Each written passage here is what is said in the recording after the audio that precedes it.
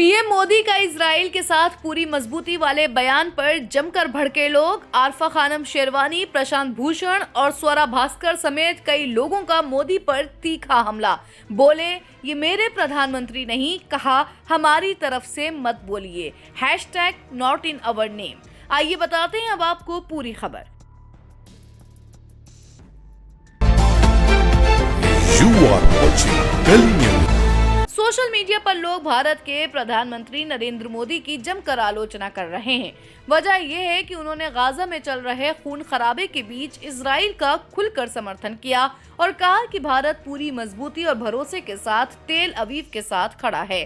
बुधवार को मोदी ने इजराइल की संसद नेसेंट में अपने 2 दिन के दौरे के पहले दिन भाषण दिया।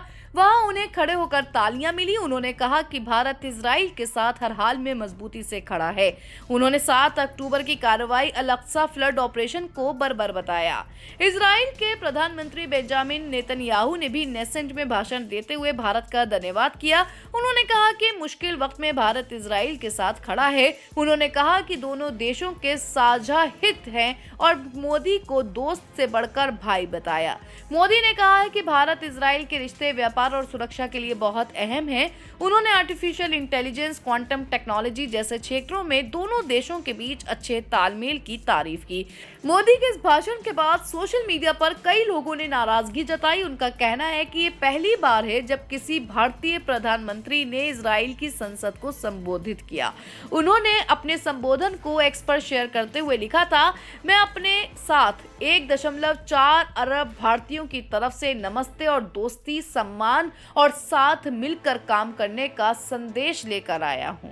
वहीं पीएम मोदी के संबोधन के बाद सोशल मीडिया गरमा गया। वकील और सामाजिक कार्यकर्ता प्रशांत भूषण ने कहा कि मोदी ने भारत को जनसंहार करने वाले इजराइल का उपग्रह बना दिया है। उन्होंने अमेरिका के वित्तीय कारोबारी और दोषी यौन अपराधी जेफरी एप्स्टीन के कथित भारत इजराइल संबंधों में रोल का भी जिक्र किया।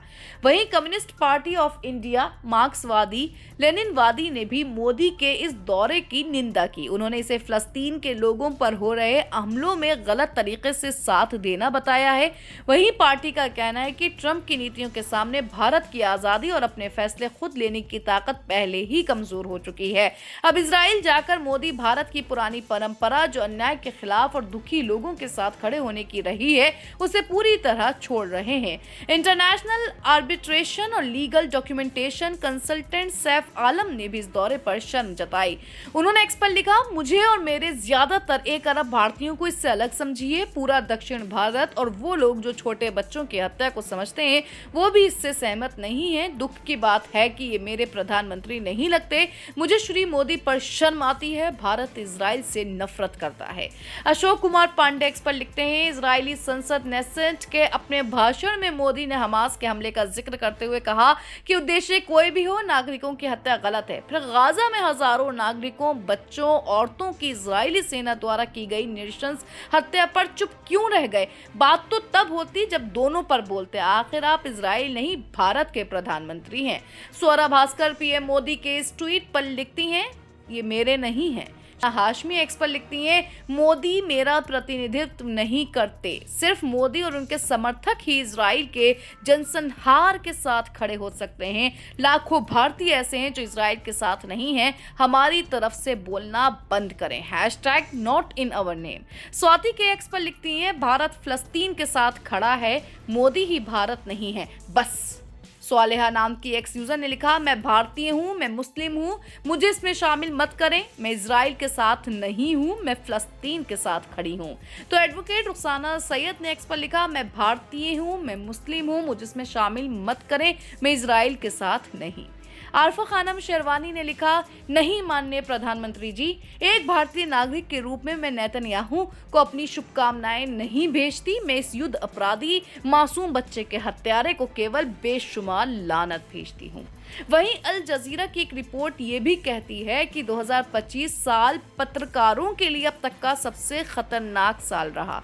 Committee to protect journalist (CPJ) की रिपोर्ट के मुताबिक 2025 में दुनिया भर में 129 मीडिया कर्मी और पत्रकार मारे गए, जो 1992 से अब तक की सबसे बड़ी संख्या है। इनमें कम से कम 84 पत्रकार इजराइल की सैन्य कार्रवाई में मारे गए, जो किसी भी दूसरे देश से कहीं ज्यादा है। CPJ ने कहा कि प्रेस पर हमलों के मामलों में इजराइल की सेना के खिलाफ कार्रवाई न होने की एक लगातार स्थिति दिखाई देती है। रिपोर्ट के मुताबिक इजराइल द्वारा मारे गए ज्यादातर पत्रकार फलस्तीनी थे। CPJ ने यह भी बताया कि इजरायली हवाई हमलों में यमन के एक अखबार के दफ्तर में काम करने वाले 31 लोग भी मारे गए। 2025 में दुनिया भर में 47 मामलों को जानबूझकर की गई हत्या यानी टारगेटेड किलिंग माना गया, जिनमें से 38 के लिए इजराइल को जिम्मेदार ठहराया गया। CPJ ने कहा कि 1992 से रिकॉर्ड रखने के बाद से किसी भी सरकार द्वारा मारे गए पत्रकारों की ये सबसे बड़ी संख्या है। गाजा में चल रहे युद्ध के दौरान बहुत से सबूत नष्ट हो जाने की वजह से असली संख्या शायद कभी पता ना चले। रिपोर्ट में अल जजीरा के 5 पत्रकारों को हत्या का शिकार बताया गया, जिनमें अनस अल शरीफ और गाजा सिटी में एक पत्रकार टेंट पर हुए हमले में मारे गए 3 अन्य लोग शामिल हैं। अल जजीरा मुबाशर के संवाददाता हुसाम शबत का नाम भी इसी लिस्ट में है। शिरीन PS नाम की एक मॉनिटरिंग वेबसाइट के मुताबिक युद्ध शुरू होने के बाद से अब तक लगभग 300 पत्रकार और मीडिया कर्मी मारे जा चुके हैं, और ये वेबसाइट अल जजीरा की वरिष्ठ पत्रकार शिरीन अबू अकलेह के नाम पर है, जिनकी 2022 में वेस्ट बैंक में मौत हुई थी। अब रिपोर्ट में यह भी कहा गया है कि गाजा और यमन के अलावा 2025 में सबसे ज्यादा पत्रकारों की मौत सूडान और मैक्सिको में हुई। सूडान में 9 और मैक्सिको में 6 पत्रकार मारे गए। इसके अलावा रूस के सैन्य हमलों में 4 यूक्रेनी पत्रकारों की भी मौत हुई। अब इस पूरी खबर को लेकर आपकी क्या राय है, कमेंट्स में जरूर बताइएगा। चैनल को सब्सक्राइब करें और वीडियो को शेयर करें।